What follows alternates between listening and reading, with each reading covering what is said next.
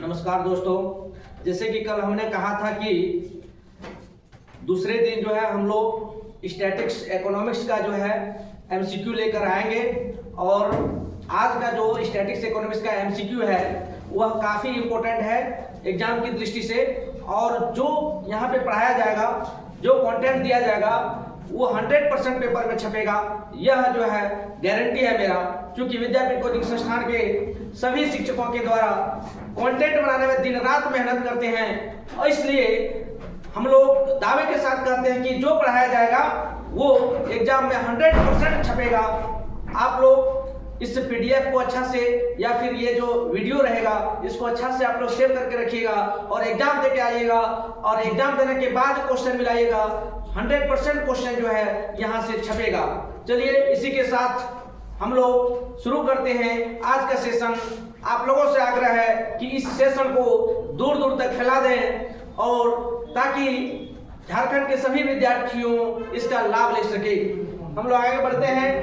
प्रश्न संख्या 1 में दिया हुआ है, किसने कहा, क्वेश्चन दिया हुआ है कि किसने कहा कि अर्थशास्त्र जीवन के सामान्य कारोबार के संदर्भ में मनुष्य के अध्ययन से संबंधित है। तो यह जो कथन कहा था अल्फ्रेड मार्शल के द्वारा कहा गया था।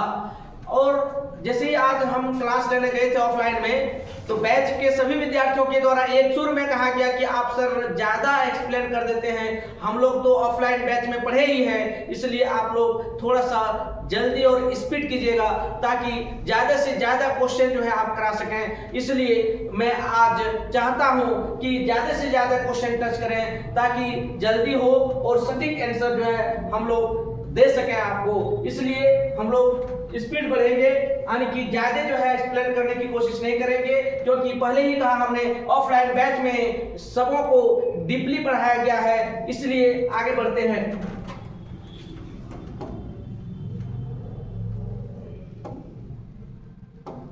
यहां से आता था क्वेश्चन,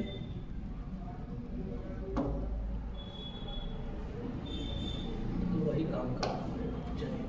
देखिएगा 2 नंबर क्वेश्चन है, अपनी विभिन्न आवश्यकताओं की पूर्ति करने हेतु किया जाने वाला क्रय कहलाता है। क्वेश्चन दिया हुआ है, अपनी विभिन्न आवश्यकताओं की, जो भी आवश्यकता है उसकी पूर्ति करने हेतु किया जाने वाला क्रय कहलाता है। ये कहलाता है उपभोग। क्या कहलाता है? उपभोग। देखिएगा उपभोग जो होता है ना, उपभोग सिर्फ खाने का पदार्थ ही उपभोग नहीं होता है। खाने का पदार्थ ही सिर्फ उपभोग नहीं होता है। उपभोग मतलब वैसा वस्तु जो हम लोग प्रयोग में लाते हैं, जैसे फोन है, उसका यदि हम प्रयोग करते हैं, उसका यूज कर रहे हैं, तो वह भी एक उपभोग के श्रेणी में आता है। इसलिए बोला गया कि अपनी विभिन्न आवश्यकताओं की पूर्ति करने हेतु किया जाने वाला क्रय कहलाता है, उपभोग कहलाता है। आगे देखते हैं, दिया हुआ है 3rd क्वेश्चन, बोला गया कि जब व्यक्ति वस्तुएं खरीदते हैं, यानी कि कोई भी व्यक्ति जब वस्तु को खरीदा जाता है तब वे कहे जाते हैं, उसको हम लोग कहते हैं यानी कि उपभोक्ता। क्या कहते हैं उसको? उपभोक्ता। नेक्स्ट आगे हम लोग बढ़ते हैं। 4 नंबर क्वेश्चन है, बाजार में विक्रय हेतु वस्तुओं का विनिर्माण सामान्यतः कहलाता है। यानी कि बाजार में विक्रय हेतु जो वस्तुओं का विनिर्माण कहा जाता है, तो वस्तुओं का जो विनिर्माण होता है वो उपभोग के लिए किया जाता है। किसके लिए किया जाता है? उपभोग के लिए किया जाता है। आगे बढ़ते हैं। 5 नंबर क्वेश्चन है, कोई किसान गेहूं उपजाता है। कोई किसान क्या करता है? गेहूं उपजाता है।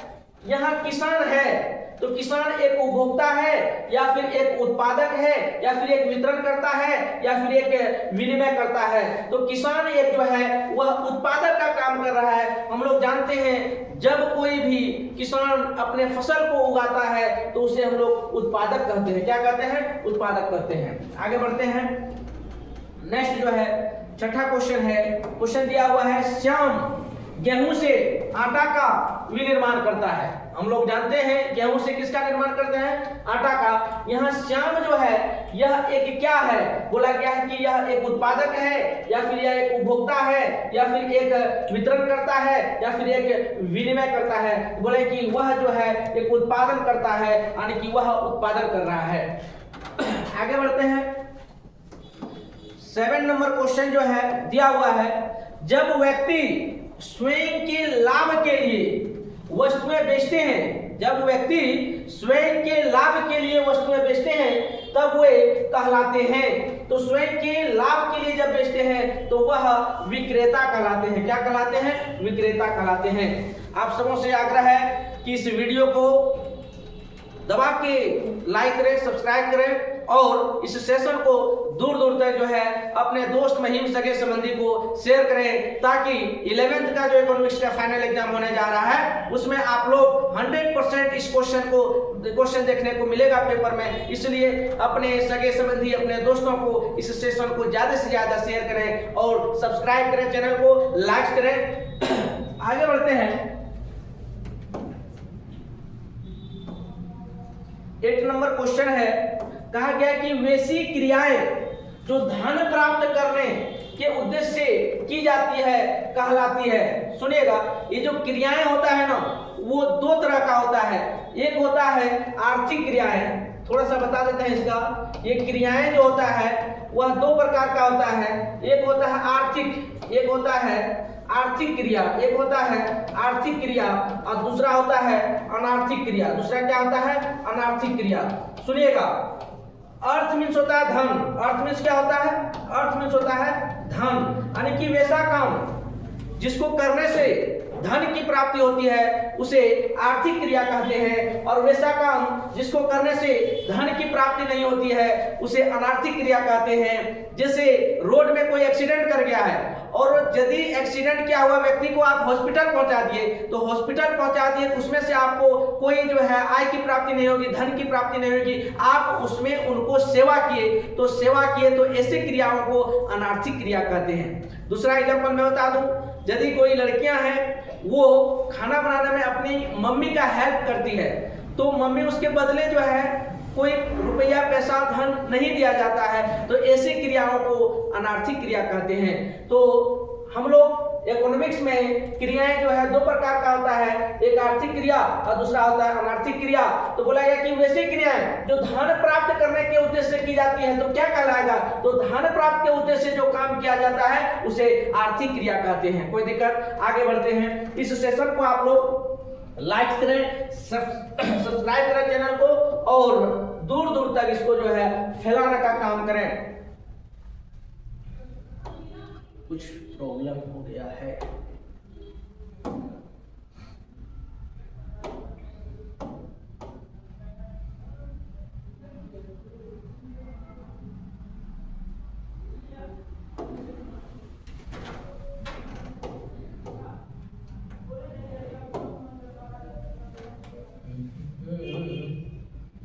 मेरे अंगने में तुम्हारा क्या काम है, मेरे अंगने में तुम्हारा क्या काम है। देखते हैं, आगे बढ़ते हैं हम लोग। जब व्यक्ति स्वयं के लाभ के लिए वस्तुएं बेचते हैं तब वे कहलाते हैं।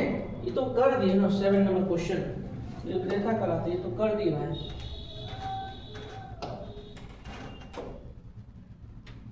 वैसी क्रियाएं जो धन प्राप्त करने के उद्देश्य से की जाती है, वैसे कौन सा क्रियाएं कहते हैं? वैसी क्रियाएं जो धन प्राप्त करने के उद्देश्य से किया जाता है उसे आर्थिक क्रिया कहते हैं। कौन क्रिया कहते हैं? आर्थिक क्रिया कहते हैं। नेक्स्ट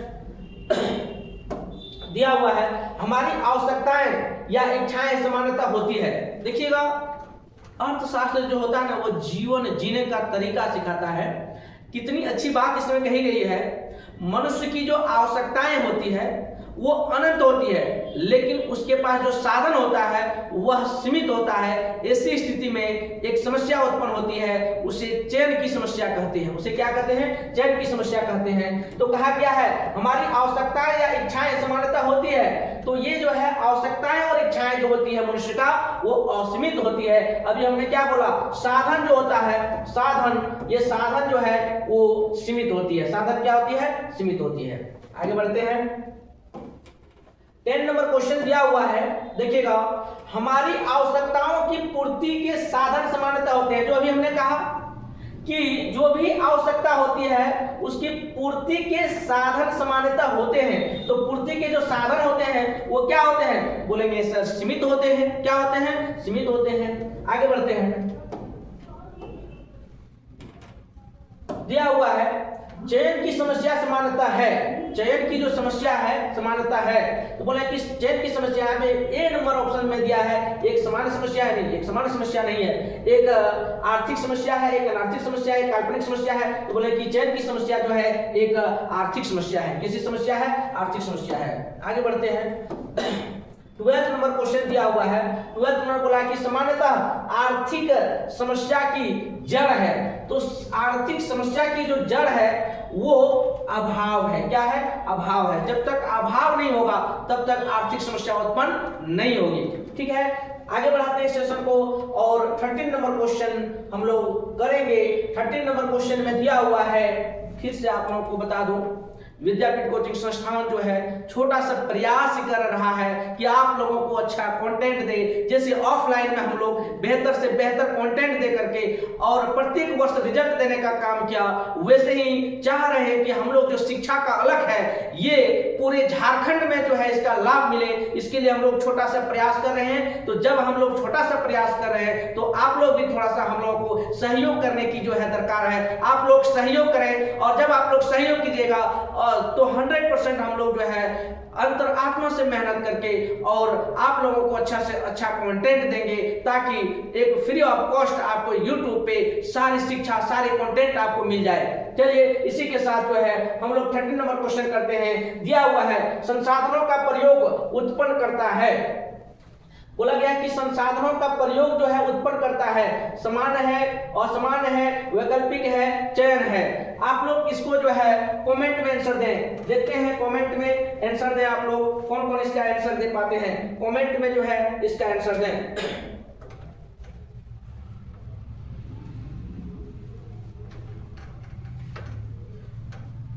बहुत अच्छा। देखिएगा इसका जो है संसाधनों का प्रयोग उत्पन्न करता है, तो इस संसाधनों का जो प्रयोग उत्पन्न होता है वह वैकल्पिक होता है। कैसा होता है, वैकल्पिक होता है। आगे बढ़ते हैं। 14 नंबर क्वेश्चन दिया हुआ है। 14 नंबर क्वेश्चन है विभिन्न प्रकार की आर्थिक क्रियाकलापों में संलग्न मनुष्य का अध्ययन है। बोला गया कि देखिएगा अभी हमने कहा अर्थशास्त्र। अर्थशास्त्र, ये जो अर्थशास्त्र है ये अर्थशास्त्र दो शब्दों से मिलकर बना हुआ है। कितने शब्दों से मिलकर बना है, दो शब्दों से मिलकर बना है। एक होता है अर्थ, एक क्या होता है अर्थ, और एक होता है शास्त्र। एक क्या होता है, शास्त्र। देखिएगा अर्थ मीन्स होता है धन, अर्थ मीन्स क्या होता है धन, और शास्त्र मीन्स होता है ऐसा पुस्तक या फिर ऐसा वैज्ञानिक अध्ययन। ठीक है, तो यदि इसका एक यदि वर्ड में बोले तो अर्थशास्त्र एक ऐसा पुस्तक है जिसमें धन संबंधित जो है ज्ञान दिया जाता है, उसे हम बोलते हैं अर्थशास्त्र। या फिर इसको दूसरी भाषा में हम लोग बोल सकते हैं अर्थशास्त्र एक ऐसी पुस्तक है जिसमें धन संबंधित अध्ययन किया जाता है, उसे हम अर्थशास्त्र कहते हैं। क्या कहते हैं, अर्थशास्त्र कहते हैं। अब आप क्वेश्चन पे आइए। क्वेश्चन क्या दिया है, क्वेश्चन में दिया है विभिन्न प्रकार की आर्थिक क्रियाकलापों में संलग्न मनुष्य का जो अध्ययन होता है उसे हम क्या कहते हैं बाबू, इसको हम अर्थशास्त्र कहते हैं। क्या कहते हैं, अर्थशास्त्र कहते हैं। आगे बढ़ाते हैं सेशन को। अब देखिएगा 14 नंबर क्वेश्चन। बता दूं जितने भी प्रश्न यहाँ पे बताया जा रहा है सारा ऑथेंटिक है और यह क्वेश्चन जो है अपने आप में इंपॉर्टेंट है, इसलिए आप लोग जरूर से जरूर इस सेशन को दूर दूर तक फैला दें ताकि इसका लाभ जो है प्रत्येक विद्यार्थी उठा सके। 15 नंबर क्वेश्चन दिया हुआ है। 15 नंबर क्वेश्चन है कि आर्थिक क्रियाकलापों के मुख्य भाग हैं। तो आर्थिक क्रियाकलापों के जो है मुख्य भाग क्या होते हैं, दिया है उत्पादन, दिया हुआ है उपभोग, सी नंबर दिया है वितरण, और दिया है उपरोक्त में से सभी। इसका जो है आप लोग कमेंट में आंसर दें। कमेंट में आप लोग इसका आंसर दें। 15 नंबर का जो है कमेंट में आप लोग इसका आंसर दें। यह देखिएगा दिया हुआ है आर्थिक क्रियाकलापों के मुख्य भाग हैं। तो देखिएगा आर्थिक क्रियाकलापों के यानी कि यदि उत्पादन करेगा तो इसमें भी जो है धन की जरूरत होगी। यदि उपभोग करेगा तो इसमें भी जो है धन की जरूरत होगी। और यदि वितरण करेगा किसी वस्तु का, इसमें भी जो है धन का ही जो है प्रवाह होगा। तो इसका यह जो है आंसर हो जाएगा उपयुक्त में से सभी। इसका आंसर हो जाएगा उपयुक्त में से सभी, क्योंकि पहले ही बताए आर्थिक क्रियाकलापों के मुख्य भाग हैं, यानी कि वैसा काम जिससे धन की प्राप्ति हो उसे हम लोग बोलते हैं आर्थिक क्रियाकलाप। तो इसका आंसर हो जाएगा उपयुक्त में से सभी। आगे बढ़ाते हैं सेशन को, और 16 नंबर जो क्वेश्चन दिया हुआ है, थोड़ा सा प्रॉब्लम है, 1 मिनट वेट कीजिएगा।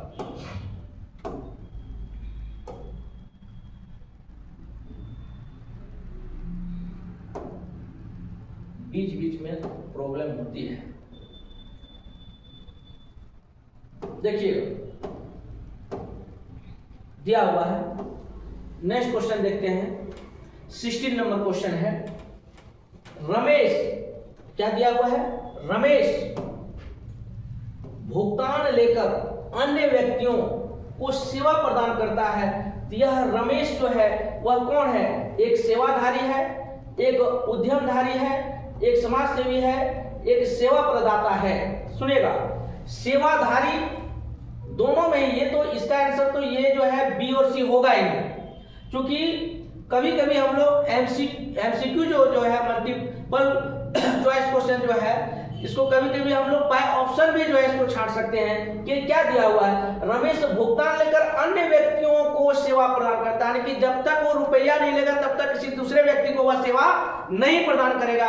तो बोला गया है रमेश भुगतान लेकर अन्य व्यक्तियों को सेवा प्रदान करता है। यहाँ रमेश है, देखिएगा ये तो सेवा तो नहीं कर रहा है। सेवा करना मतलब क्या होता है, जैसे अभी मैं आप लोगों को YouTube पे फ्री शिक्षा प्रदान कर रहा हूं, तो मैं एक सेवा का काम कर रहा हूं, क्योंकि इसके बदले तो मैं कभी पैसा का मांग नहीं किया और ना ही करूंगा। इसलिए ये जो है, जब कोई भी काम सेवा किया जाए और उसके बदले में कुछ अर्थ, कुछ धन जो है नहीं मांगे, तो ऐसे जो है सेवा को हम सेवाधारी कहते हैं। लेकिन यहाँ पे क्वेश्चन में बोला क्या है, भुगतान लेकर अन्य व्यक्तियों को सेवा प्रदान करता है। तो यहाँ रमेश जो है ना, तो रमेश एक सेवा प्रदाता है। कौन है? एक सेवा प्रदाता है। तो दो में ही जो है ऑप्शन ए और डी में कंफ्यूजन था, तो ऑप्शन ए हमने क्लियर किया। सेवाधारी मतलब बिना अर्थ, बिना धन लेकर के जब किसी को सेवा दिया जाए तो उसको हम लोग बोलते हैं सेवाधारी। लेकिन यहाँ पे क्वेश्चन में दिया हुआ है भुगतान लेकर अन्य व्यक्तियों की सेवा प्रदान करता है, तो इसे हम लोग बोलते हैं सेवा प्रदाता। क्या बोलते हैं? सेवा प्रदाता।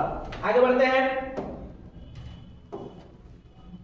17 नंबर क्वेश्चन है, निम्न में सेवा प्रदाता का उदाहरण है। देखिएगा कौन सा सेवा प्रदाता का उदाहरण है। देखिएगा सेवा प्रदाता मतलब क्या, देखिएगा आप डॉक्टर के पास जाइएगा तो पहले आपसे मुंह दिखानी लेगा, यानी कि जब तक आप फी नहीं दीजिएगा जमा, तब तक आपका वो मुंह तक भी नहीं देखेंगे। तो सबसे पहले क्या है कि ये जो है पैसा भी ले रहा है, यानी कि धन ले रहा है, उसके बाद सेवा प्रदान किया जा रहा है। तो ऐसे व्यक्तियों को हम बोलते हैं सेवा प्रदाता। क्या बोलते हैं? सेवा प्रदाता। देखिएगा डॉक्टर है, यह भी जो है पहले क्या करेगा, फी लेगा, उसके बाद फिर आपको चेकअप करेंगे। वकील हो गया, ये तो भाई डॉक्टर, वकील, वाहन चालक, सब कोई जो है धन लेकर के आपको सेवा देगा। तो इसमें आंसर हो जाएगा उपयुक्त में से सभी, उपयुक्त में से सभी। आगे बढ़ाते हैं इस सेशन को।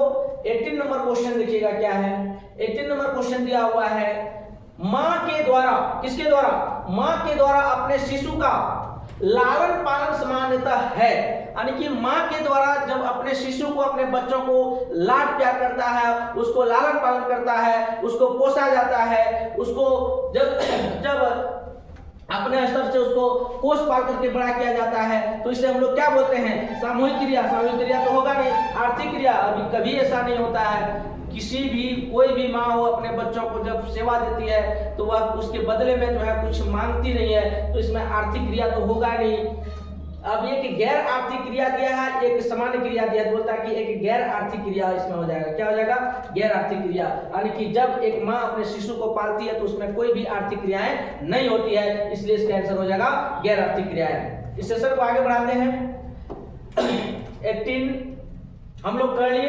19 नंबर देखिएगा क्वेश्चन क्या बोला है, शिक्षक द्वारा धन प्राप्त करने हेतु छात्रों को शिक्षा प्रदान करना क्या कहलाता है? देखिएगा कोई शिक्षा है, जैसे ऑफलाइन में जब क्लास हम लोगों की चलती है, बड़ा बैच रहता है, उस समय जब हम लोग शिक्षा देते हैं तो उस समय बच्चों से फी लिया जाता है। तो वही क्वेश्चन आप समझ लीजिए कि जब कोई भी शिक्षक के द्वारा शिक्षा दी जाती है, उसके बदले में धन लिया जाता है, तो रुपया पैसा लिया जाता है, फी लिया जाता है, तो वह क्या प्रदान करता है? बोले कि एक असामान्य क्रिया नहीं, एक असामान्य क्रिया नहीं, बोलता है कि एक सामाजिक क्रिया। सामाजिक क्रिया क्या कर रहा है? बोलता है कि एक आर्थिक क्रिया। हाँ भाई, एक आर्थिक क्रिया कर रहा है, क्योंकि जब शिक्षक के द्वारा शिक्षा दी जाती है और उसके बदले में वह धन ले रहा है, और धन की प्राप्ति, अभी हमने कहा अर्थ मीन्स होता है धन। अर्थ मीन्स क्या होता है? तो अर्थ मीन्स होता है धन। तो बोले कि ऐसी क्रिया को हम बोलते हैं आर्थिक क्रिया। तो बोलता है कि एक आर्थिक क्रिया होगा। 19 नंबर का जो आंसर होगा इसका सी नंबर होगा। सबसे पहले बता दूं कि जितने भी आप लोग लाइव हैं, आप सबों से क्रमबद्ध निवेदन है विद्यापीठ कोचिंग संस्थान के द्वारा कि आप लोग इस सेशन को दूर दूर तक शेयर कर दें, ताकि हम लोगों का हौसला बुलंद हो और आप लोगों को अच्छा से अच्छा कंटेंट दे सकें। इसलिए आप लोगों से फिर से आग्रह करते हैं कि इस सेशन को लाइक करें, सब्सक्राइब करें और इस सेशन को दूर दूर तक जो है फैलाने का कष्ट करें। आगे देखिएगा, इसमें दिया हुआ है 20 नंबर क्वेश्चन दिया हुआ है, निम्न में से मनुष्य के आम जीवन के कारोबार को प्रभावित करते हैं। देखिएगा, पहला दिया है सुनामी। सही बात है कि जब किसी भी क्षेत्र में सुनामी आएगी, बाढ़ आएगी, भूकंप आएगा, कोरोना जैसा स्थिति उत्पन्न होगी, तो ऐसी स्थिति में जो है, ऐसी स्थिति में कारोबार क्या होगा? प्रभावित होगा। कारोबार क्या होगा? प्रभावित होगा। तो यहाँ पे इसका आंसर हो जाएगा उपयुक्त में से सभी। क्या हो जाएगा? उपयुक्त में से सभी। बहुत आसान क्वेश्चन था और यह क्वेश्चन जो है पूछा गया है। तो जितने भी क्वेश्चन यहाँ पे कराया जा रहा है हमारे द्वारा, सब क्वेश्चन अपने आप में इंपॉर्टेंट है। इसलिए आप लोगों से आग्रह है कि सभी क्वेश्चन को बारीकी से आप लोग देखें, उसका आंसर जो है देखें और एग्जाम में जाकर के इसको धुआं कर दे, गर्दा उड़ा दे पेपर को। यह जो है मेरा आशीर्वाद है आप लोगों को। आगे बढ़ते हैं। 21 नंबर क्वेश्चन दिया हुआ है। 21 नंबर क्वेश्चन में बोला गया है कि अर्थशास्त्र का पिता किसे माना जाता है? यह जो है हम लोग 12th में पढ़ेंगे और डीपली पढ़ेंगे इसको। बोला गया है कि अर्थशास्त्र का पिता किसे माना जाता है? तो अर्थशास्त्र का जो पिता है वो एडम स्मिथ साहब है। कौन है? एडम स्मिथ साहब है। एडम स्मिथ साहब को अर्थशास्त्र का पिता कहा जाता है। एडम स्मिथ के बारे में बात करें तो एडम स्मिथ के द्वारा 1976 में एक पुस्तक लिखी गई थी, an inquiry into the nature causes of wealth of nation. इसी को एक शॉर्ट में कभी कभी पूछ देता है वेल्थ ऑफ नेशन। क्या पूछता है? वेल्थ ऑफ नेशन नामक पुस्तक किसके द्वारा लिखी गई थी? तो वेल्थ ऑफ नेशन नामक पुस्तक जो है यह एडम स्मिथ के द्वारा, किसके द्वारा? एडम स्मिथ के द्वारा जो है यह पुस्तक लिखी गई थी। यह जो वेल्थ ऑफ नेशन जो है एडम स्मिथ के द्वारा लिखा गया है, तो बोलता है कि एडम स्मिथ जो है एक परंपरागत अर्थशास्त्री हुआ करते थे। कैसा अर्थशास्त्री? परंपरागत।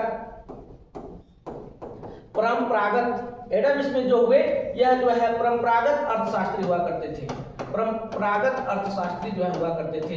परंपरागत अर्थशास्त्री, अब बोलिएगा कि सर ये परंपरागत अर्थशास्त्री कौन अर्थशास्त्री होते हैं? तो वैसे अर्थशास्त्री जो प्राचीन काल से जुड़े हुए हैं, वैसे अर्थशास्त्री जो अपने पूर्वजों से जुड़े हुए, अपने प्राचीन से ही जो है अर्थशास्त्र के क्षेत्र में अपना योगदान देते आ रहे हैं, ऐसे अर्थशास्त्री को परंपरागत अर्थशास्त्री कहते हैं। और परंपरागत अर्थशास्त्रियों के द्वारा कहा जाता था कि यदि व्यक्ति क्या करता है, प्रत्येक दिन अपना कार्य करता है और उसके बदले में उसको मजदूरी मिलती है और उस मजदूरी से जो है अपने आवश्यक सामग्रियों को खरीदता है और अपना जीवन यापन करता है। लेकिन 1929 ईस्वी में जब अमेरिका में महामंदी आई, उसके बाद जो इन लोगों का, परंपरागत अर्थशास्त्रियों का जो थॉट था था वह फ्लॉप मारा गया, क्योंकि अमेरिका में जो आर्थिक मंदी आई थी उसका प्रभाव विश्व के लगभग सभी देशों में पड़ा।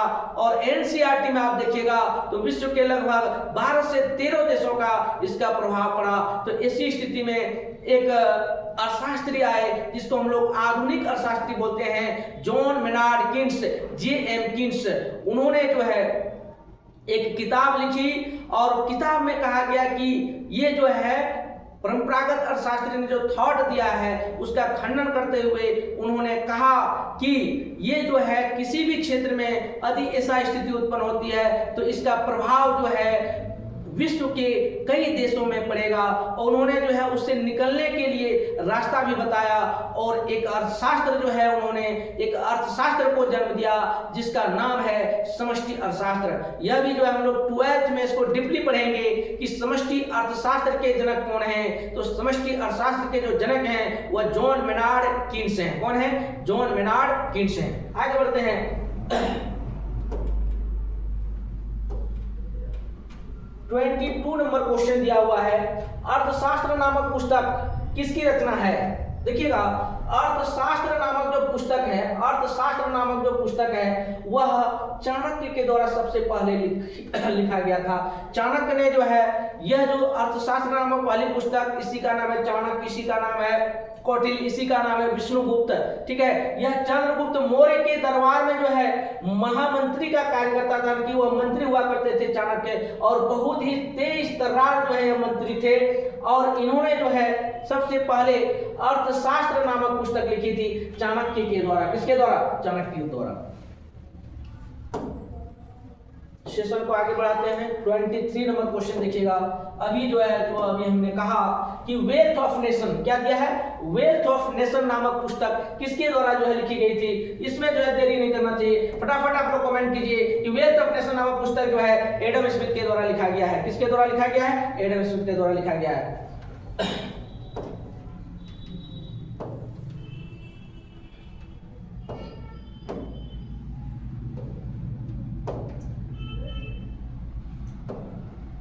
नेक्स्ट 24 नंबर क्वेश्चन दिया हुआ है, आप लोग कमेंट कीजिएगा, तब तक हम थोड़ा सा पानी पी लेते हैं।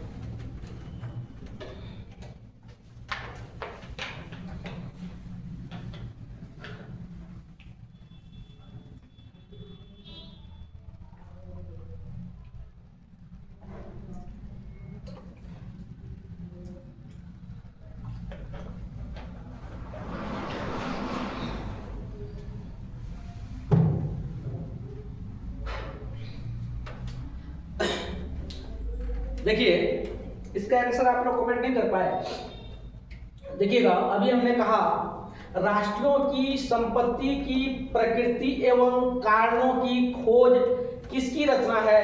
तो यहाँ पे जैसे ही हमने बोले कि संपत्ति, धन, इस सब के बारे में, तो ये जो है एडम स्मिथ के द्वारा जो है जो पुस्तक लिखी गई थी, तो ये इसका आंसर हो जाएगा एडम स्मिथ। इसके क्या हो जाएगा? Adam Smith. 25 नंबर क्वेश्चन दिया हुआ है, अर्थशास्त्र के मूल में है। अर्थशास्त्र के जो मूल में है वह चयन भी है और वह दुर्लभता भी है, यानी कि चयन भी है और दुर्लभता भी है। इसलिए इसका आंसर जो हो जाएगा यह डी नंबर हो जाएगा। क्या हो जाएगा? D number. आगे बढ़ते हैं।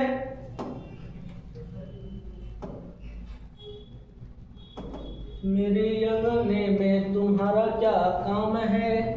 कितना अच्छा क्वेश्चन है, देखिएगा यह क्वेश्चन जो है कितना अच्छा है। अर्थशास्त्र का धन संबंधी दृष्टिकोण किसने प्रस्तुत किया?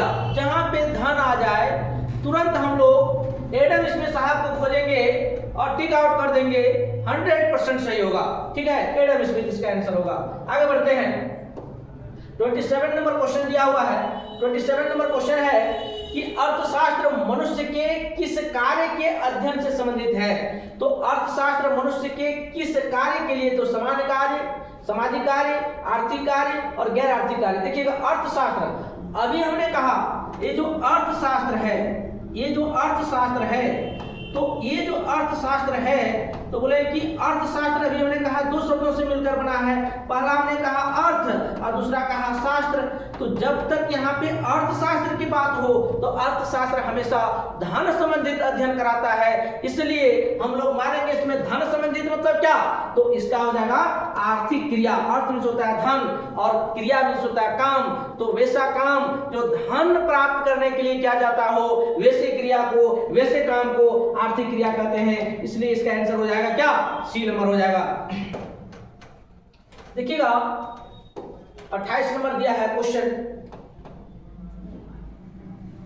एक मार्टिन लूथर का जो है एक थॉट था। उन्होंने कहा दौड़ सकते हो तो दौड़ो, दौड़ सकते हो तो दौड़ो, चल सकते हो तो चलो, रेंग चल सकते हो तो रेंगो, लेकिन अपने जीवन में निरंतर कुछ न कुछ प्रयास करते रहो, प्रयास करते रहो। यह जो है एक महान मार्टिन लूथर जो है एक महान शख्सियत थे। उन्होंने यह अपना थॉट दिए थे और बहुत अच्छा चीज है। इसलिए मैं बच्चों से ऑफलाइन में तो हमेशा ज्ञान देते रहता हूं कि बच्चों से यही आग्रह करता हूं कि हमेशा निरंतर जो है प्रयास करते रहना है, कुछ ना कुछ सीखते रहना है। शिक्षा का एकमात्र उद्देश्य नौकरी प्राप्त करना नहीं होता है, शिक्षा का दूसरा भी उद्देश्य होता है अपने जीवन यापन को अच्छी तरह से जीना। देखिएगा दिया हुआ है सांख्यिकी का कार्य निम्न में से कौन नहीं है। हम लोग अभी पढ़ रहे हैं स्टैटिक्स इकोनॉमिक्स यानी कि सांख्यिकी जो है अर्थशास्त्र पढ़ रहे हैं। इसमें बोला गया है कि संख्याओं का संकलन करना, यह तो जो है सांख्यिकी का काम ही है कि संख्याओं को क्या करेगा, संकलन करना यानी कि जमा करना। उसका दिया संख्याओं का वर्गीकरण, उसका उसको वर्गीकृत किया जाएगा और संख्याओं का जो है विश्लेषण किया जाएगा। ये तीनों जो है आंसर सही है, लेकिन संख्याओं का अमूर्त रूप देना यह जो है इसका ऑप्शन नहीं होगा। देखिएगा कोई भी चीज होता है ना, अब बोला गया कि अमूर्त रूप, अमूर्त रूप और एक होता है मूर्त रूप। कौन रूप होता है, मूर्त रूप, ठीक है। मूर्त रूप मतलब होता है जब किसी काम को शुरू करता है उसको अंतिम अंजाम तक जब पहुंचा दिया जाता है, ऐसी जो है कार्य को मूर्त रूप कहा जाता है। और अमूर्त रूप मतलब होता है कि जब कोई काम किया जा रहा है और वह जो है अच्छे ढंग से नहीं कर पाया, वह जो है बीच में ही छोड़ दिया, उसको सही ढंग से नहीं कर पाया, ऐसे काम को जो है बोला गया इसी रूप को अमूर्त रूप कहा जाता है। तो अमूर्तता तो होगी नहीं। तो सांख्यिकी में जो है संख्याओं का संकलन, संख्याओं का वर्गीकरण, संख्याओं का विश्लेषण, ये सारे चीजों का अध्ययन जो है सांख्यिकी में हम लोग करते हैं। और इसको जो है ऑफलाइन क्लास में बहुत अच्छे ढंग से हम अपने ऑफलाइन वाले विद्यार्थियों को बताए हैं। विशेष सूचना के लिए बता दूं कि 12th का जो है हम लोग 10 मार्च से बैच प्रारंभ करने जा रहे हैं। जितने भी सगे संबंधी दोस्त महिम जो भी हों वह ऑफलाइन बैच में जुड़ सकते हैं और 100% जो पढ़ाया जाएगा, क्योंकि इस बार जो 12th का एग्जाम हुआ और हम लोगों का 12th का जो है बहुत अच्छा बैच बना था इस बार। और कहने की मुझे लगता है 1 या 2 या 3 कॉलेजों में हमारे यहाँ विद्यार्थी जो पढ़े हैं वह जो है कॉलेज टॉप करने जा रहे हैं। काफी मेहनत किए जो भी बच्चे थे, काफी मेहनत किए, दिन रात मेहनत किए, लाइब्रेरी में मेहनत किए, घर में मेहनत किए। यहाँ पे हम लोगों के द्वारा मेहनत किया गया। प्रत्येक दिन 3 घंटा क्लास होती थी, 3 घंटा जो बैठ करके सबों ने जो है एकदम अध्ययन किया और आज जाकर के जो है फैसला मतलब उसके क्या बोलते हैं सफलता जरूर मिलेगी उन्हें। और जो नेक्स्ट हम लोग 10 तारीख को बैच प्रारंभ करने जा रहे हैं उसका फायदा उठाने के लिए अपने दोस्त महिम सगे संबंधी को जो है इसका प्रचार प्रसार कर दिया जाए। विद्यापीठ कोचिंग संस्थान में 10 मार्च से हम लोग सुचारू रूप से ऑफलाइन बैच प्रारंभ करने जा रहे हैं। देखिएगा यहाँ पे दिया हुआ है 29 क्वेश्चन। श्याम हसुआ का विनिर्माण बिक्री के उद्देश्य से करता है। यहाँ श्याम क्या है, तो एक उपभोक्ता है कि एक विक्रेता है कि एक उत्पादक है कि एक वितरण करता है। तो बोले कि यह जो है श्याम एक विक्रेता है। क्या है, विक्रेता है। देखिएगा 30 नंबर क्वेश्चन। दैनिक भाषा, कौन भाषा, दैनिक भाषा में सांख्यिकी शब्द का प्रयोग दैनिक भाषा में सांख्यिकी शब्द का प्रयोग किसमें होता है? बोले कि दैनिक भाषा में सांख्यिकी का प्रयोग जो है एक वचन और बहुवचन में होता है। किसमें होता है? एक वचन और बहुवचन में। यह अपने आप में वीवीआई क्वेश्चन है, यह जो है वीवीआई क्वेश्चन है, यह पेपर में छपने का ज्यादा चांस है, इसलिए आप लोग 2-3 बार इसको जो है नग्न आंखों से देखें। नेक्स्ट आगे बढ़ते हैं। दिया हुआ है 31 नंबर, एक वचन के रूप में क्या बोला गया है? एक वचन के रूप में सांख्यिकी का तात्पर्य है केवल संकलन, केवल वर्गीकरण, केवल विश्लेषण, संकलन, वर्गीकरण तथा प्रयोग का विज्ञान। यह जो है डी नंबर इसका आंसर हो जाएगा, संकलन, वर्गीकरण तथा प्रयोग का विज्ञान। ठीक है, यह भी क्वेश्चन जो है प्रीवियस ईयर में पूछा हुआ क्वेश्चन है। 32 नंबर बोला गया है, क्या दिया हुआ है? बहुवचन के रूप में सांख्यिकी का तात्पर्य है, एक वचन नहीं बहुवचन के रूप में सांख्यिकी का तात्पर्य है। दिया हुआ है विज्ञान, दिया हुआ है अव्यवस्थित तथ्य, दिया मनोवैज्ञानिक तथ्य, दिया व्यवस्थित संख्यात्मक तथ्य। इसका आंसर हो जाएगा डी नंबर, व्यवस्थित और संख्यात्मक तथ्य हो जाएगा। आगे बढ़ते हैं हम लोग। इस सेशन को जो है आप लोग शेयर करें, लाइक करें और सब्सक्राइब करें। विद्यापीठ कोचिंग संस्थान आप लोगों को अच्छा से अच्छा कंटेंट देने के लिए दिन रात जो है मेहनत कर रहे हैं। देखिएगा नेक्स्ट जो है क्वेश्चन दिया हुआ है 33 नंबर, हम लोग क्वेश्चन देखेंगे। 33 नंबर क्वेश्चन आप लोग कमेंट कीजिएगा। 33 नंबर क्वेश्चन में क्या बोला है? बहुवचन के रूप में सांख्यिकी का सरल अर्थ है। बहुवचन के रूप में सांख्यिकी का सरल अर्थ है। बहुवचन के रूप में सांख्यिकी का जो है सरल अर्थ क्या है? देखिएगा इसमें दिया हुआ है, तो सांख्यिकी हमेशा जो है ना आंकड़ा बताता है। क्या बताता है? आंकड़ा बताता है। इसका आंसर क्या हो जाएगा? बी नंबर हो जाएगा। क्या हो जाएगा? बी नंबर हो जाएगा।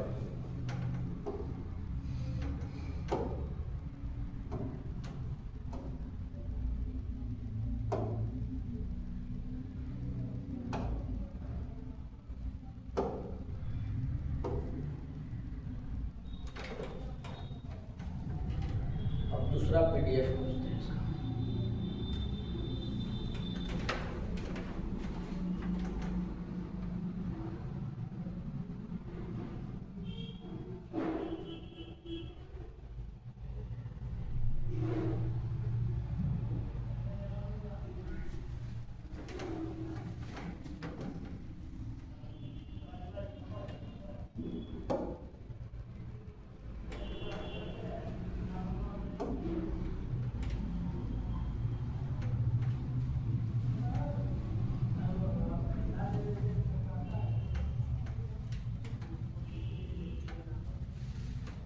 ये जो है चैप्टर 2 हम लोग करने जा रहे हैं, जो सांख्यिकी का चैप्टर 2 है, क्योंकि चैप्टर 1 में जहाँ तक हुआ उसमें हम लोग निचोड़ करके और जो प्रीवियस ईयर पूछा गया था सारे क्वेश्चन को हम लोग हमने संलग्न किया।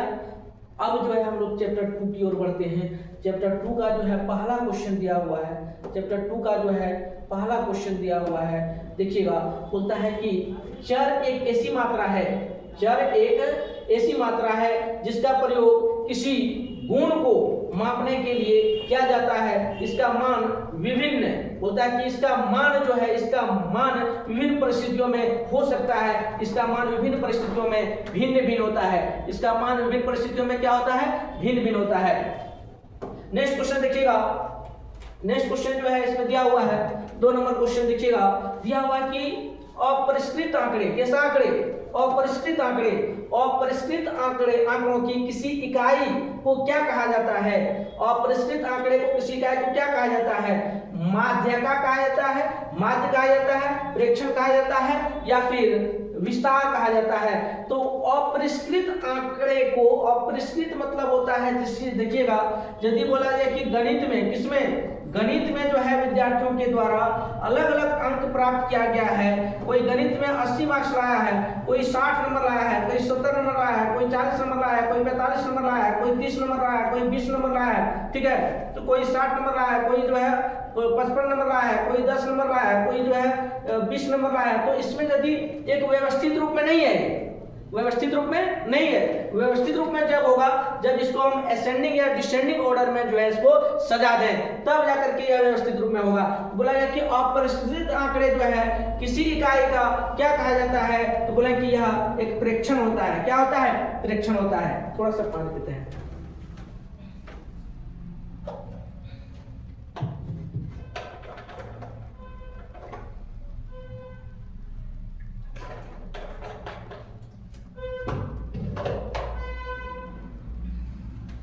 चलिए सेशन को आगे बढ़ाते हैं। 3 नंबर क्वेश्चन देखते हैं हम लोग। 3 नंबर क्वेश्चन में क्या कहा गया है? 3 नंबर क्वेश्चन में कहा गया है आंकड़े वे साधन है जो सूचनाएं प्रदान कर समस्या को सहायक होते हैं। समस्या को और डैश होगा यहाँ पे, ठीक है। थोड़ा सा टेक्निकल टीम से जो है थोड़ा सा मिस्टेक हो गया है। देखिएगा, आंकड़े वे साधन हैं जो सूचनाएं प्रदान कर समस्याओं को डैश है में सहायक होते हैं। क्योंकि हम लोग जब क्वेश्चन बराबर देखते हैं और जब पढ़ाते हैं तो इतना हैबिट हो गया कि कहाँ जो है हमारे टेक्निकल टीम के द्वारा गलती किया गया तुरंत पकड़ में आ जाता है। और चूंकि वे लोग इतना ध्यान नहीं देते कि यहाँ पे जो है कोमा वगैरह होगा, यहाँ पे जो है फिल इन द ब्लैंक्स होगा, वैसा कुछ उतना ध्यान नहीं दे पाते हैं। खैर कोई दिक्कत नहीं है, इतना अनुभव है कि कोई भी क्वेश्चन जो है देखते देखते पता चल जाता है कि इस क्वेश्चन में कहाँ त्रुटि है। चलिए देखते हैं। बोला गया कि आंकड़े वे साधन है जो सूचनाएं प्रदान कर समस्याओं को डैश है में सहायक होते हैं। तो बोला गया कि उलझाने में, अब बताइए, आंकड़े जो है उलझाने में नहीं होता है कि समझने में, बिगाड़ने में, या फिर बोला गया है कि ए और सी। तो जब यहाँ पे बोला गया कि सी बिगाड़ने में, आंकड़ा जो कोई भी होता है ना, आंकड़ा, तो आंकड़ा जब कोई भी होता है तो यह जो है किसी भी समस्या को सुलझाने में मदद करता है और समझने में मदद करता है। यानी कि अभी हमने क्या कहा कि कोई भी आंकड़ा, जैसे हमने अभी कहा कि 100 विद्यार्थियों का, कितने विद्यार्थियों का? 100 विद्यार्थियों का गणित में प्राप्त अंक को यदि ऐसे बिना आंकड़ा का, बिना तथ्य का यदि हम इसको लिख दें तो उसको बताना कठिन हो जाएगा। वही पूछेगा कि इनमें से कौन सा विद्यार्थी सबसे अधिक गणित में मार्क्स लाया, कौन सबसे कम लाया। तो इसको तुरंत हम यदि आंकड़ा में एक व्यवस्थित रूप से कर दें, उसको असेंडिंग या डिसेंडिंग ऑर्डर में एक आंकड़ा में सजा दें, तो तुरंत हम आंसर बता देंगे कि कौन विद्यार्थी सबसे अधिक मार्क्स लाया, कौन विद्यार्थी सबसे कम मार्क्स लाया। तो आंकड़ा हमेशा क्या करता है, तो आंकड़ा जब हम किसी में ढाल देते हैं, वह समझाने में या समझने में जो है वह मदद करता है। कोई दिक्कत? आगे देखिएगा, नेक्स्ट क्वेश्चन जो है 4 नंबर क्वेश्चन देखते हैं हम लोग। 4 नंबर क्वेश्चन दिया हुआ है, ध्यान से देखिएगा।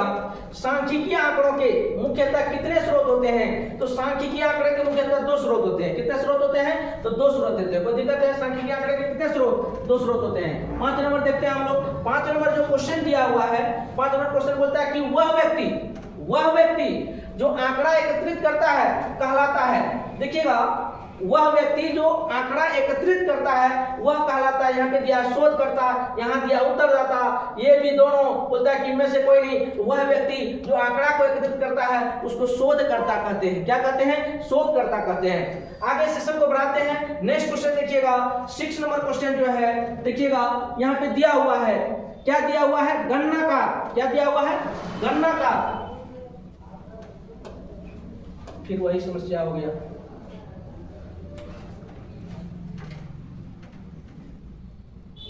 राकेश सर, फिर वही समस्या हो गया। तो यहाँ से क्यों है? फिर वही समस्या हो।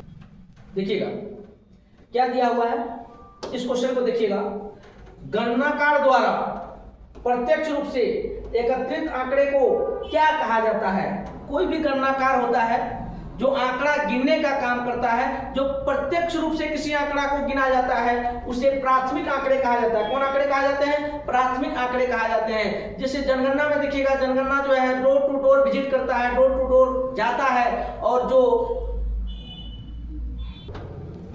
देखिएगा अभी हमने क्या कहा, क्वेश्चन दिया हुआ है, गणनाकार द्वारा प्रत्यक्ष रूप से एकत्रित आंकड़ों को क्या कहा जाता है? तो कोई भी गणनाकार होता है यदि प्रत्यक्ष रूप से किसी भी आंकड़ा को संलग्न करता है, किसी भी आंकड़ा को एकत्रित करता है, ऐसे आंकड़ों को हम प्राथमिक आंकड़े कहते हैं। कौन आंकड़े कहते हैं? प्राथमिक आंकड़े। अभी द्वितीय आंकड़े, तृतीय आंकड़े के बारे में क्वेश्चन है, अब इसमें जो आ जाएगा देख लीजिएगा, यह जो है क्या होता है। 7 नंबर क्वेश्चन देखिएगा, 7 नंबर क्वेश्चन में दिया हुआ है, 7 नंबर क्वेश्चन में दिया है प्राथमिक आंकड़े होता है। अभी हमने क्या कहा कि जो गणनाकार होता है वो प्रत्यक्ष रूप से, जैसे अभी हमने जनगणना की बात कही, जनगणना जो है डोर टू डोर विजिट करके, यानी कि घर घर जा करके जो है वह आंकड़ा प्राप्त करता है, प्रत्यक्ष रूप से आंकड़ा प्राप्त करता है, उसे प्राथमिक आंकड़ा कहते हैं। तो देखिएगा यहाँ पे दिया हुआ है गणनाकार द्वारा एकत्रित आंकड़े को जो है प्रत्यक्ष आंकड़े, यहाँ पे दिया पत्र पत्रिकाओं द्वारा संकलित आंकड़े, इसको द्वितीय आंकड़े कहा जाता है। कौन आंकड़े कहा जाता है? इसको द्वितीय आंकड़े कहा जाता है। कौन आंकड़े कहा जाता है? द्वितीय आंकड़े जो है कहा जाता है। कौन सा आंकड़ा? तो पत्र पत्रिकाओं द्वारा संकलित आंकड़े, समाचार पत्रों द्वारा संकलित आंकड़े, ऐसे जो है, यानी कि वैसा आंकड़ा जो दूसरे के माध्यम से कुछ आंकड़ा जब प्राप्त किया जाता है पर्यवेक्षक के द्वारा, ऐसे आंकड़े को द्वितीय आंकड़े कहा जाता है। और प्राथमिक आंकड़े हमने क्या कहा? जो एकदम प्रत्यक्ष रूप से जो है, यानी कि कोई व्यक्ति सामने है, उसके बारे में कुछ जानकारी आप ले रहे हैं, ऐसे जो है जानकारी को हम प्राथमिक आंकड़ा कहते हैं। कौन सा आंकड़ा कहते हैं? प्राथमिक आंकड़ा कहते हैं। यह जो है इसमें गलती नहीं होना चाहिए, प्राथमिक आंकड़ा और द्वितीय आंकड़ा। अभी हमने क्या कहा कि वैसा आंकड़ा जो पर्यवेक्षक रहता है वह फेस टू फेस किसी भी विषय वस्तु के बारे में जानकारी लेता है, ऐसी जानकारी को जो है प्राथमिक आंकड़े कहा जाता है। और द्वितीय आंकड़े क्या बोला? किसी दूसरे माध्यम से, जैसे समाचार पत्र के माध्यम से, जैसे अखबार के माध्यम से, पत्र पत्रिकाओं के माध्यम से जो आंकड़ा प्राप्त किया जाता है, ऐसे आंकड़े को द्वितीय आंकड़े कहा जाता है। कौन आंकड़े कहा जाता है? द्वितीय आंकड़े कहा जाता है। नेक्स्ट देखिएगा, आगे बढ़ते हम लोग। क्वेश्चन नंबर 8 में दिया हुआ है, क्वेश्चन नंबर 8 में दिया हुआ है, जिन आंकड़ों का प्रयोग करने पर समय और धन की बचत होती है। अच्छा बताइए, आप किसी के बारे में प्रत्यक्ष रूप से जानकारी प्राप्त कीजिएगा तो आपको गाड़ी में पेट्रोल लगाना होगा, उसका जो है घर जाना होगा, घर जा करके उसके बारे में एक एक करके पता कीजिएगा, यानी कि प्राथमिक आंकड़े में ज्यादा धन की खर्च होगी। और द्वितीय आंकड़े में जैसे आप फोन के माध्यम से, आप टीवी के माध्यम से, आप समाचार पत्र के माध्यम से, आप अखबार के माध्यम से, पत्र पत्रिकाओं के माध्यम से यदि आप सूचना एकत्रित करते हैं, तो डेली पेपर चलता है, आप 5 रुपए में खरीदते पेपर, उसके बारे में कुछ आंकड़ा प्राप्त कर लिए, तो उसमें जो है कम धन खर्च की संभावना होती है। तो बोला गया कि जिन आंकड़ों का प्रयोग करते समय धन की बचत होती है तो वे जो है द्वितीय आंकड़े होगा। कौन आंकड़े होगा? द्वितीय आंकड़े होगा, क्योंकि प्राथमिक आंकड़े में धन की ज्यादा खर्च होती है। आगे बढ़ते हैं, क्वेश्चन नंबर जो है 9 देखते हैं हम लोग। क्वेश्चन नंबर 9 में क्या दिया हुआ है? क्वेश्चन नंबर 9 में दिया है द्वितीय आंकड़े होते हैं। अभी हमने बताया कि द्वितीय आंकड़े कौन होता है। देखिएगा यहाँ पे दिया हुआ है गणनाकार द्वारा एकत्रित, समाचार पत्रों से संकलित। तो गणनाकार द्वारा एकत्रित जो है यह प्राथमिक आंकड़े होता है, क्योंकि गणनाकार जो होता है वह प्रत्यक्ष रूप से घर जा करके या फिर किसी भी व्यक्ति के बारे में प्रत्यक्ष रूप से जानकारी प्राप्त करता है, तो उसे हम लोग बोलते हैं गणनाकार एकत्रित। यह जो है प्राथमिक है। यह कौन है? बोले कि यह जो है प्राथमिक आंकड़ा है। कौन आंकड़ा है? प्राथमिक आंकड़ा है। और बोला गया कि पत्र पत्रिकाओं के माध्यम से जो कोई आंकड़ा संकलित किया जाता है उसको हम लोग बोलते हैं द्वितीय आंकड़ा, इसलिए इसका आंसर हो जाएगा 2 नंबर। आगे बढ़े, आप लोगों से विशेष आग्रह है कि इस सेशन को लाइक करें, सब्सक्राइब करें और इस सेशन को अपने सगे संबंधी, दोस्त, महिम सबों के पास फैला दें। विद्यापीठ कोचिंग संस्थान प्रत्येक दिन आप लोगों के लिए लाइव सेशन लेकर के आएगा, बेस्ट कंटेंट के साथ आएगा, इसलिए इसका फायदा उठाना हो तो आप लोग अपने दोस्तों के साथ, अपने सगे के साथ, अपने संबंधियों के साथ दूर दूर तक सेशन को पूरे झारखंड में फैला दें ताकि इसका लाभ ले सके। आगे बढ़े हम लोग, प्राथमिक आंकड़े, द्वितीय आंकड़े हम लोग अच्छी तरह से समझ लिए। अब देखिएगा नेक्स्ट क्वेश्चन जो है यह 10 नंबर क्वेश्चन में, 10 नंबर क्वेश्चन में क्या दिया हुआ है? देखिएगा क्या बोला गया, अभी हमने कहा पत्र पत्रिकाओं से प्राप्त आंकड़े या संबंधों को क्या कहा जाता है। तो अभी हमने कहा कि पत्र पत्रिकाओं से, अखबारों से जो प्राप्त आंकड़ा किया जाता है वैसे आंकड़े को हम लोग द्वितीयक आंकड़े कहते हैं। फटाक से टिक मार देंगे। और ये सब जो है प्रीवियस ईयर में पूछा हुआ क्वेश्चन है। जितने भी क्वेश्चन यहाँ पे सेट किया गया है बारीकी से सेट किए हैं, सब चैप्टर का जो है निचोड़ लिया गया है और 100% जो है यह प्रश्न छपने वाला है। आप लोग देख लीजिएगा। आगे बढ़ते हैं। 11 नंबर क्वेश्चन दिया है। 11 नंबर क्वेश्चन में दिया है यदि किसी दूसरे व्यक्ति द्वारा प्रयोग सोहन अपनी अध्ययन के लिए करता है तो एकत्रित आंकड़े को सोहन के लिए वह आंकड़े कहलाता है। सुनिएगा क्या बोला है, यदि किसी दूसरे व्यक्ति द्वारा प्रयोग सोहन अपनी अध्ययन के लिए करता है, दूसरे व्यक्ति, अपने के लिए नहीं, तो ऐसे आंकड़े को और एकत्रित करता है, ऐसे आंकड़े को क्या कहा जाता है, तो ऐसे आंकड़े को जो है द्वितीयक आंकड़े कहेंगे। कौन आंकड़े कहेंगे? द्वितीयक आंकड़े कहेंगे। क्योंकि प्रथम आंकड़ा होता ना तो सोहन खुद जो है खुद जाता व्यक्तियों के पास और उसके बारे में जानकारी लेता तो जाकर के वह आंकड़ा प्राथमिक आंकड़ा होता। ठीक है, चलिए आगे बढ़ते हैं। 12 नंबर क्वेश्चन देखिएगा।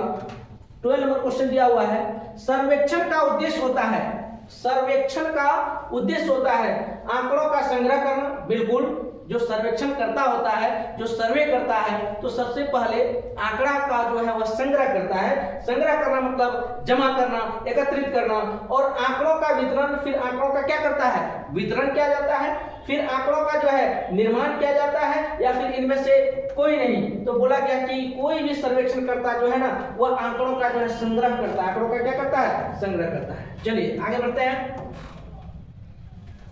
30 नंबर क्वेश्चन देखिएगा।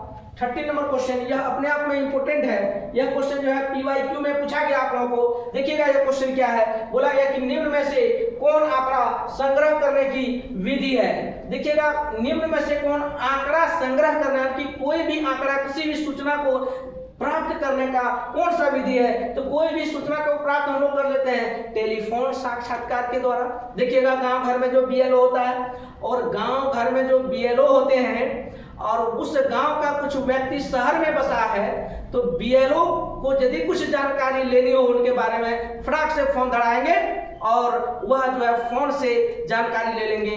तो इसीलिए कहा जाता है टेलीफोन के द्वारा भी आंकड़ा एकत्रित किया जाता है। पहली बात। दूसरी बात बोला गया कि यहाँ पे डाक द्वारा प्रश्नावली भेजना, कोई डाक के द्वारा कोई सूचना भेज दिया गया तो उससे भी जो है जानकारी हासिल हो जाता है, तो इसको हम लोग बोलते हैं डाक द्वारा प्रश्नावली भेजना। और बोला गया कि 3 नंबर A+B दोनों, तो हम लोग आंसर इसको टिक करेंगे A+B, यानी कि टेलीफोन के माध्यम से कोई भी आंकड़ा प्राप्त कर सकता है कोई भी। जैसे हमने एग्जांपल दिया अभी BLO के बारे में, और दूसरा हमने कहा कि डाक द्वारा प्रभावी प्रश्नावली भेजना, यानी कि कोई डाक के द्वारा भी कुछ भेजता है उससे भी आंकड़ा एकत्रित हो जाता है, उससे भी जो है जानकारी हासिल हो जाता है। तो इसलिए इसका आंसर जो है 1 और 2 दोनों हो जाएगा। ठीक है, देखिएगा आगे।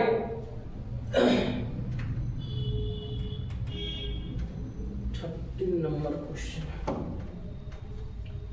It has reached maximum page time.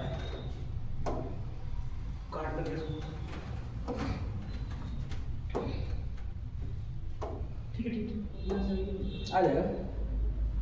देखिएगा नेक्स्ट जो क्वेश्चन है 40 नंबर क्वेश्चन देखिएगा।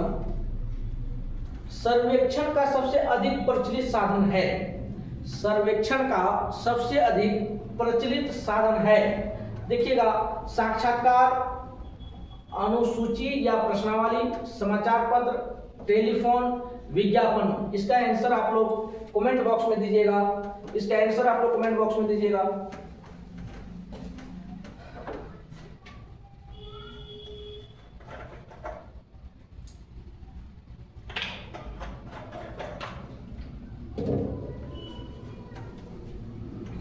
देखिएगा क्या बोला गया कि सर्वेक्षण का सबसे अधिक प्रचलित साधन है। तो सर्वेक्षण का सबसे अधिक प्रचलित जो साधन होता है वो साक्षात्कार, अनुसूची या प्रश्नावली। देखिएगा प्रचलित मतलब क्या हो गया, कि जब किसी व्यक्ति को आप सामने बिठा करके और उसके बारे में कुछ जानकारी ले रहे हैं, प्रत्यक्ष रूप से जब उसके बारे में जानकारी ले रहे हैं, तो वह जो सर्वेक्षण होता है वो सबसे प्रचलित होता है। इसलिए बोला गया है कि साक्षात्कार, साक्षात्कार मतलब हो गया कि एकदम प्रत्यक्ष रूप से फेस टू फेस उसके बारे में जो सर्वेक्षण करता रहता है, किसी सामने वाले व्यक्ति के बारे में जानकारी हासिल लेता है, डाटा एकत्रित करता है, तो उसको हम लोग बोलते हैं साक्षात्कार। जैसे हम लोग कोई भी एग्जाम क्लियर होता है, उसके बाद इंटरव्यू देते हैं, तो उसको हम लोग इंटरव्यू का जो मीनिंग होता है वो साक्षात्कार होता है, यानी कि जो पूछने वाले होते हैं वो फेस टू फेस उनसे पूछा जाता है, तो ऐसे जो है साक्षात्कार कहते हैं। तो सर्वेक्षण का सबसे अधिक प्रचलित जो साधन होगा वह साक्षात्कार होगा, अनुसूची या प्रश्नावली होगा। कोई दिक्कत? नेक्स्ट देखते हैं हम लोग 14 नंबर हो गया, 15 नंबर क्वेश्चन देखते हैं। 15 नंबर क्वेश्चन में क्या दिया हुआ है, एक अच्छी प्रश्नावली के गुण हैं। कोई भी प्रश्नावली होता है तो कोई भी प्रश्नावली का गुण क्या होता है उसका देखेंगे। यहाँ पे प्रश्नों की संख्या सीमित होनी चाहिए। बिल्कुल भाई, जब कोई भी चीज है प्रश्नावली जब बनाया जाता है, यदि सटीकता उसमें हो तो वह जो है अच्छा होगा। तो प्रश्नों की संख्या सीमित होनी चाहिए, यह जो है प्रश्नावली की गुण है। प्रश्न जो है स्पष्ट होनी चाहिए, प्रश्न क्या होनी चाहिए, स्पष्ट होनी चाहिए, यह भी इसका गुण है। प्रश्न उचित क्रम में होने चाहिए, यह भी गुण है। तो उपयुक्त में से सभी जो भी परीक्षार्थी हैं 11th का, तो देखिएगा जितना भी उपयुक्त में से सभी रहेगा ना, तो 90% हमने जो अभी तक जज किया है 90% वह आंसर जो है इनमें से सभी सही होता है। इसलिए यदि नहीं आ रहा हो माइंड में तो, और इनमें से सभी का यदि डी नंबर में ऑप्शन रहे तो उसको आप टिक आउट कर दीजिएगा। और एक भी क्वेश्चन एमसीक्यू है, एक भी क्वेश्चन आप लोगों को छोड़ना नहीं है, सभी क्वेश्चनों को टच करना है। हो सके अनरह में सबकी तीर लग जाए, सही हो जाए, इसलिए कोई क्वेश्चन नहीं छोड़ना है। नेक्स्ट देखते हैं हम लोग, क्वेश्चन दिया हुआ है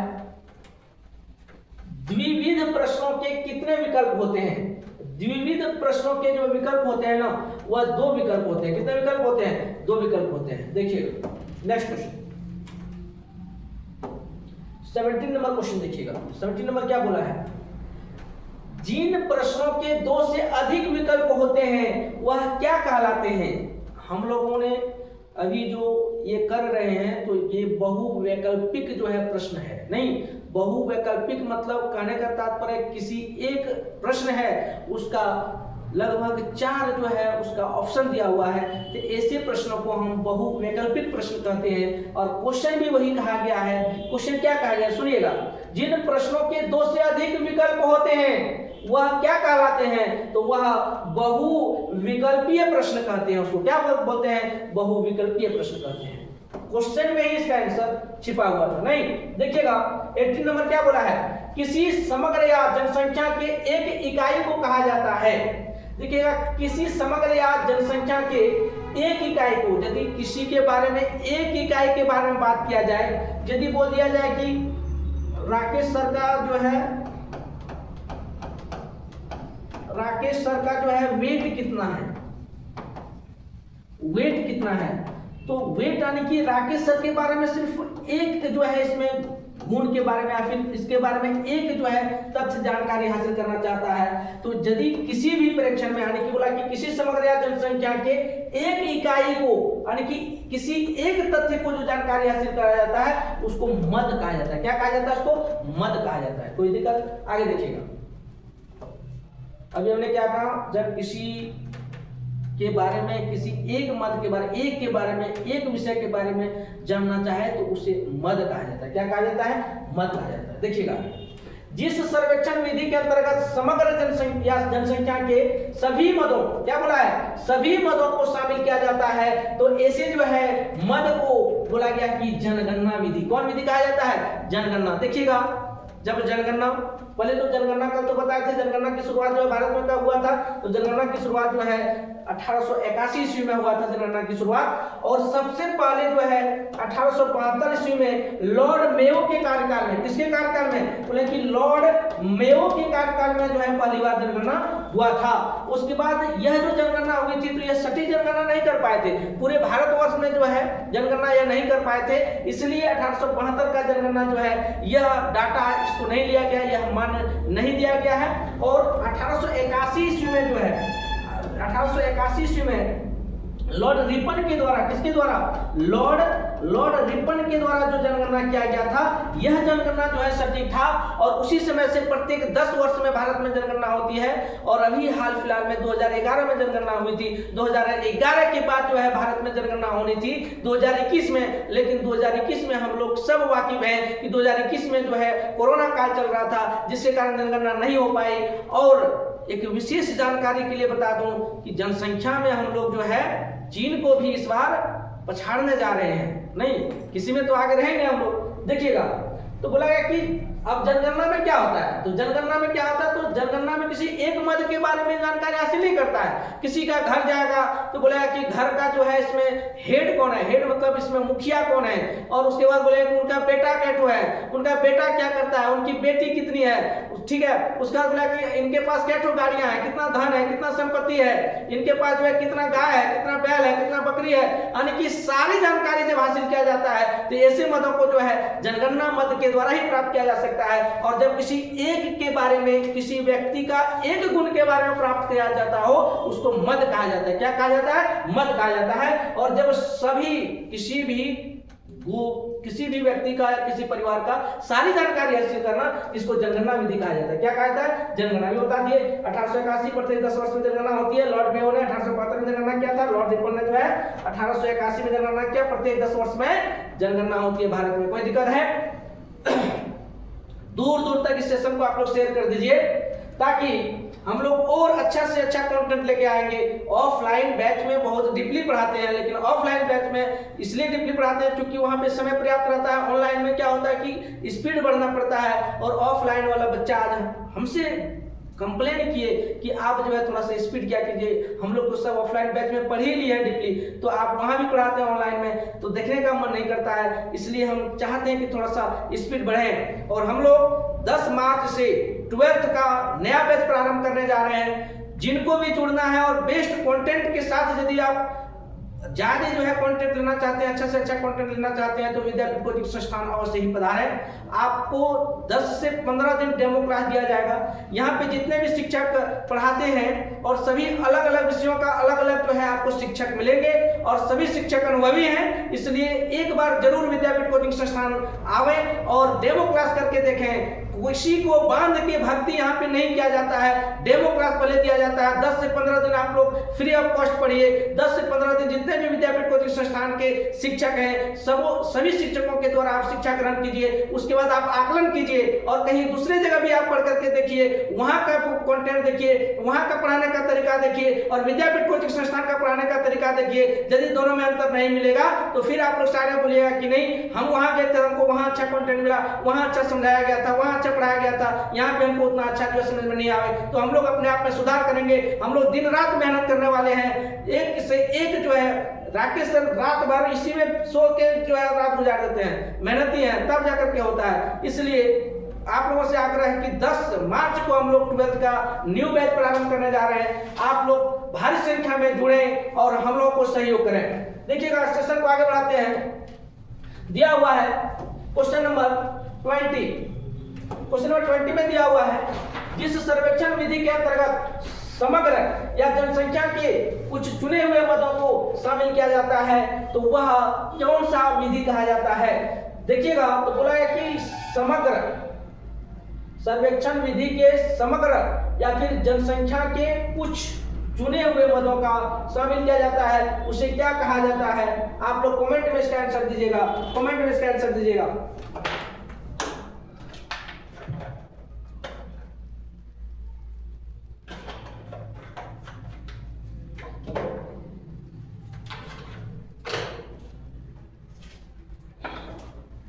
देखिएगा, इसका आंसर हो जाएगा प्रतिदर्श विधि। कौन विधि हो जाएगा इसका, प्रतिदर्श विधि।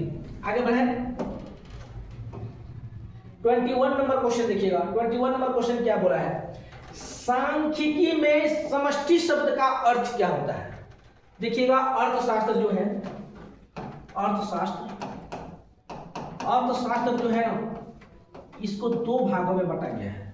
कितने भागों में, पहले तो अभी हम थोड़ी देर पहले बताए कि अर्थशास्त्र एक ही था, ठीक है, और जो परंपरागत अर्थशास्त्री थे, जैसे अभी हमने एग्जांपल दिया कि एडम स्मिथ साहब थे, तो एडम स्मिथ जो है परंपरागत अर्थशास्त्री थे। उनका कहना था व्यक्ति प्रत्येक दिन कार्य करते हैं, उससे धन अर्जित करते हैं और उसको प्रत्येक दिन अपने जो है खान पान में लगाते हैं। लेकिन जब 1929 ईस्वी में अमेरिका में जो महामंदी आया था, तो अमेरिका में जब महामंदी आया तो उस समय जो है विश्व के लगभग 12 से 13 देशों में उसको जो है उसका प्रभाव पड़ा। जब उसका 12 से 13 देशों में प्रभाव पड़ा तब जाकर के परंपरागत जो अर्थशास्त्री थे, क्लासिकल जो अर्थशास्त्री थे, उनका जो थॉट था, जो विचार था, वो फ्लॉप मारा गया। क्योंकि उनका कहना था कि जब कहीं भी किसी देश में किसी भी क्षेत्र में यदि कुछ समस्या उत्पन्न होती है तो उसका प्रभाव पूरे देश में पड़ता है। ठीक है, तो अर्थशास्त्र जो है दो भागों में उसी समय से बट गया।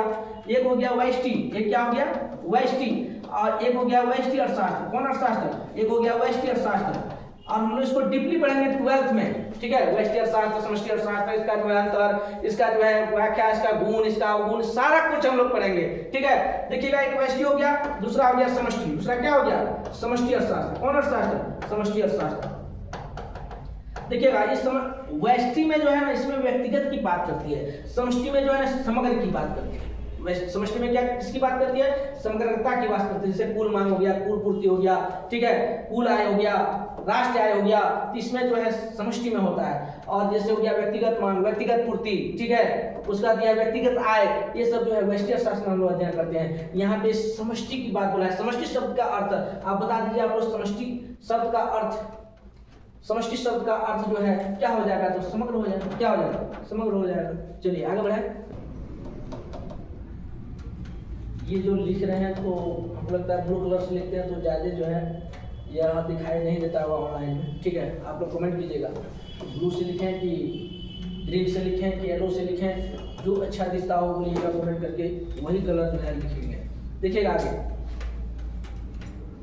नेक्स्ट दिया हुआ है, तो ये तो बता दिए। इसमें क्या हो गया? बोलता है कि सांख्यिकी में समष्टि शब्द का अर्थ क्या होता है? तो ये जो है समग्र होता है। क्या होता है? समग्र होता है। आगे बढ़ते हैं।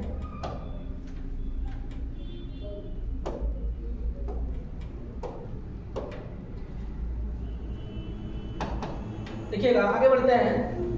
22 नंबर क्वेश्चन क्या दिया है? 22 नंबर जो क्वेश्चन है बहुत अच्छा क्वेश्चन है। यह वीवीआई है, यह जो है वीवीआई है। ठीक है, देखिएगा 100% छपेगा ये सब क्वेश्चन, सब जो है पीवाईक्यू है और बार बार यह क्वेश्चन पूछा गया है। आंकड़ा संग्रह करने की किस विधि के अंतर्गत सर्वेक्षक और उत्तरदाता के बीच प्रत्यक्ष संबंध स्थापित होता है? देखिएगा बोला गया कि कोई आंकड़ा संग्रह करेगा, संकलित करेगा, तो उस समय बोलता है कि किस विधि के द्वारा जो सर्वेक्षक होता है। कौन होता है? सर्वेक्षक। सर्वेक्षक मतलब क्या होता है? तो सर्वेक्षक मतलब होता है सर्वे करने वाला। सर्वेक्षक मतलब सर्वे करने वाला, सर्वे करने वाला। ठीक है, बोला गया कि सर्वेक्षक और उत्तरदाता। उत्तरदाता मतलब जिसके बारे में जानकारी हासिल करने के लिए वो गया है, उसको हम लोग बोलते हैं उत्तरदाता। तो बोलता है कि दोनों के बीच प्रत्यक्ष संबंध जो है किसमें स्थापित होगा? तो प्रत्यक्ष संबंध जो होगा वह साक्षात्कार में होगा ना। टेलीफोन में प्रत्यक्ष संबंध होगा क्या? टेलीफोन में तो होगा नहीं। डाक द्वारा तो प्रत्यक्ष संबंध होगा नहीं, तो उपरोक्त से सभी होगा नहीं। इसलिए जो साक्षात्कार होगा उसमें जो सर्वेक्षक होगा और जो उत्तरदाता होगा, दोनों के बीच जो संबंध होगा वह प्रत्यक्ष संबंध होगा। कोई दिक्कत? आगे बढ़े, आगे देखिएगा 23 नंबर क्वेश्चन दिया हुआ है। वह रणनीति, क्या दिया हुआ है?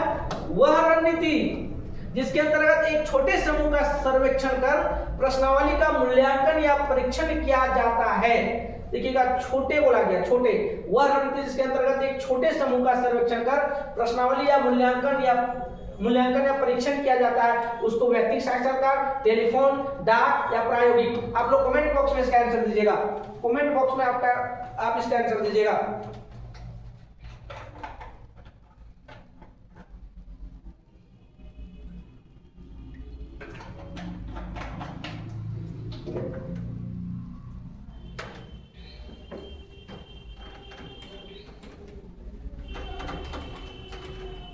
देखिएगा इसका आंसर आप लोग नहीं दे पाए। देखिएगा इसका आंसर हो जाएगा प्रायोगिक सर्वेक्षण।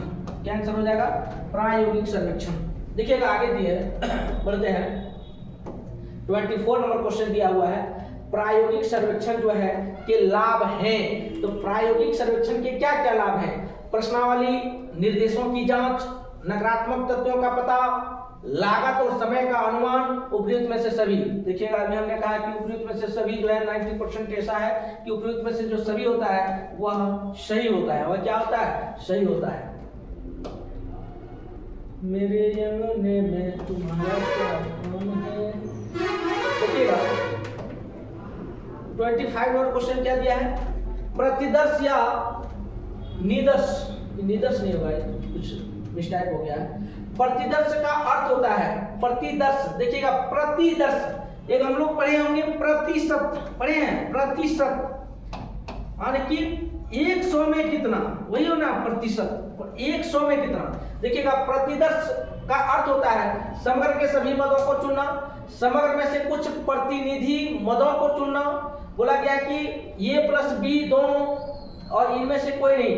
देखिएगा समग्र में से क्या बोले? समग्र में प्रतिदर्श मतलब क्या? 100 में से कुछ भाग। तो समग्र में से कुछ प्रतिनिधि मदों को चुनना ही क्या कहलाता है? प्रतिदर्श कहलाता है। क्या कहलाता है? प्रतिदर्श। आगे बढ़े 26 नंबर क्वेश्चन देखिएगा। 26 नंबर क्वेश्चन देखिएगा, निम्न में से कौन निदर्शन या प्रतिचयन का एक प्रकार नहीं है? देखिएगा यहाँ पे दिया हुआ है यादृच्छिक प्रतिचयन, दिया है कोटा प्रतिचयन, सुविचार प्रतिचयन और जनगणना। इसका आंसर हो जाएगा यादृच्छिक प्रतिचयन। क्या आंसर होगा? यादृच्छिक प्रतिचयन। एक सेशन लंबा चल रहा है, थोड़ा सा स्पीड बढ़ते हैं हम लोग। देखिएगा क्या दिया हुआ है, निर्गम मतदान जिसको हम लोग बोलते हैं एग्जिट पोल। कौन पोल? Exit poll.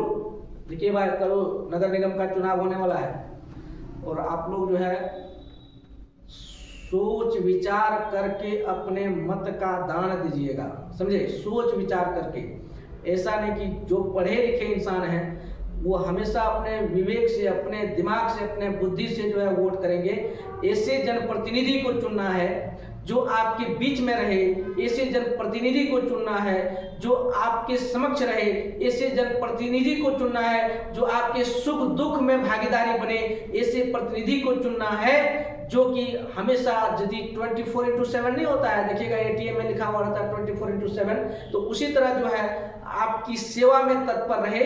अब देखिएगा कोई भी जनप्रतिनिधि जीत करके आपको 2-4 लाख रुपया नहीं दे देगा, लेकिन ये चीज होगा कि सामाजिक विकास होगा, ये चीज होगा कि आर्थिक विकास होगा, ये चीज होगा कि क्षेत्र का विकास होगा। इसलिए आप लोग अपने मत का दान जो कीजिएगा वो सोच समझ करके कीजिएगा। मैं यही कहूंगा, ऐसे व्यक्तियों को मत का दान नहीं कर देना है जो कि फिर 5 साल उसका जो है दर्शन पाना नामुमकिन हो जाए।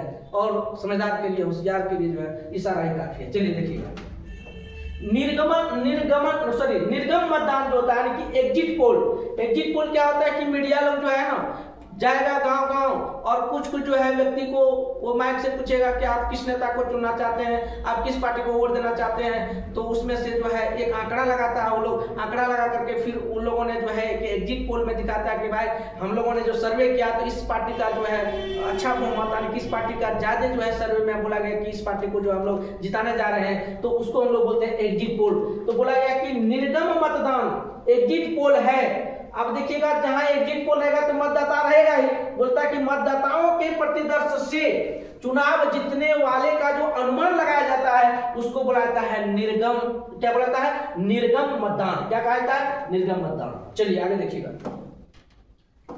28 नंबर क्वेश्चन दिया हुआ है। 28 में क्या दिया हुआ है? गणनाकार। गणनाकार मतलब गिनने वाला। गणनाकार अनुसंधानकर्ता द्वारा अपनी सुविधा या निर्णय द्वारा प्रतिदर्श इकाइयों को चुना जाता है तो उसे क्या कहते हैं? प्रतिचयन त्रुटि, और प्रतिचयन त्रुटि, यादृच्छिक प्रतिचयन, यादृच्छिक प्रतिचयन और यादृच्छिक प्रतिचयन। देखिएगा क्या बोला गया है, गणनाकार अनुसंधानकर्ता द्वारा अपनी सुविधा या निर्णय द्वारा प्रतिदर्श इकाइयों को चुना जाता है उसे कहा जाता है अयादृच्छिक प्रतिचयन। क्या कहा जाता है? अयादृच्छिक प्रतिचयन। आगे देखते हैं नेक्स्ट जो क्वेश्चन दिया हुआ है 29 नंबर क्वेश्चन दिया हुआ है। देखिएगा क्या 29 नंबर क्वेश्चन है। तो जो त्रुटियां जनगणना विधि एवं प्रतिदर्श विधि दोनों में पाई जाती है वह है प्रतिचयन त्रुटियां और प्रतिचयन त्रुटियां, ये भी दोनों, इनमें से कोई नहीं। आप लोग कमेंट बॉक्स में इसका आंसर दीजिएगा, कमेंट बॉक्स में इसका आंसर दीजिएगा, देखते हैं।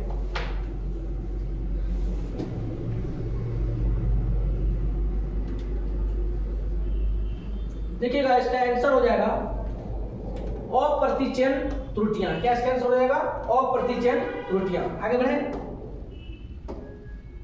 30 नंबर क्वेश्चन देखिएगा। 30 नंबर क्वेश्चन देखिएगा, जो त्रुटियां प्रतिदर्श आकलन और उसके जनसंख्या प्रचारकों के बीच के अंतर को दर्शाता है तो उसे क्या कहते हैं? तो उसे बोला गया है कि प्रतिचयन त्रुटियां, अप्रतिचयन त्रुटियां। तो इसमें जो होगा वह अप्रतिचयन त्रुटियां होगा। आंसर क्या होगा? अप्रतिचयन त्रुटियां होगा। नेक्स्ट, एक मिनट। मेरे अनने में तुम्हारा क्या काम है, जिसकी बीवी मोटी उसका भी बड़ा नाम है। देखिएगा, जो त्रुटियां प्रतिदर्श आकार और उसके जनसंख्या प्रचारकों के बीच अंतर को दर्शाता है। अभी तो इस क्वेश्चन को देखिए, ये हो गया प्रतिचयन त्रुटियां। नेक्स्ट देखिएगा, लगता है इसमें 30 क्वेश्चन है। अब हम लोग तीसरा चैप्टर करने जा रहे हैं। 2 चैप्टर जो है खत्म हो गया है और जो 2 चैप्टर बताए ना वो एकदम निचोड़ था, इससे बाहर क्वेश्चन पूछ नहीं सकता है। और यदि पूछ दे तो मेरा नाम, नीरज सर का नाम बदल दीजिएगा। एकदम ओपन चैलेंज है बाबू, ठीक है। चलिए आगे बढ़ते हैं।